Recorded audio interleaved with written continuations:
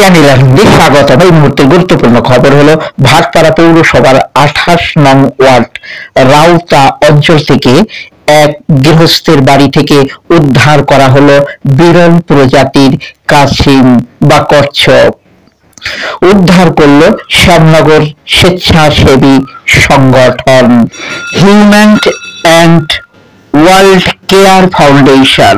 অপরদিকে 9 এপ্রিল মঙ্গলবার উদ্ধার হলো কাউগাছির অম্বিকা পল্লী কালীতলা থেকে বিরল প্রজাতির বক। বিশ্বজিৎ নস্কর উদ্ধার করে খবর দেয় শ্যামনগরের স্বেচ্ছাসেবী সংস্থাকে। সংস্থা খবর পাওয়া মাত্র ঘটনাস্থলেই উপস্থিত হন। ঘটনাস্থল থেকে উদ্ধার করেন বিরল প্রজাতির কালো মুকুট বক।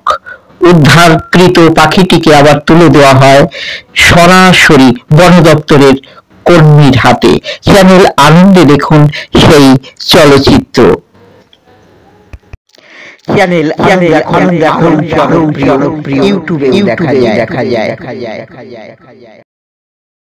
বিরল প্রজাতির কালো মুকুট বক এই মুহূর্তে দেখুন।